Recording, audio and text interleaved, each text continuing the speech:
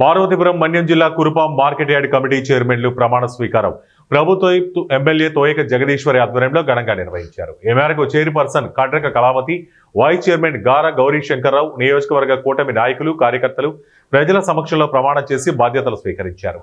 అనంతరం వారు మాట్లాడుతూ మార్కెట్ యార్డును అభివృద్ధి చేస్తూ రైతులకు ఎల్లవేళలా అండగా నిలుస్తూ ప్రభుత్వం నుండి రావాల్సిన అన్ని రాయితీలను అందజేస్తూ వారి అభివృద్ధికి కృషి చేస్తామని అన్నారు.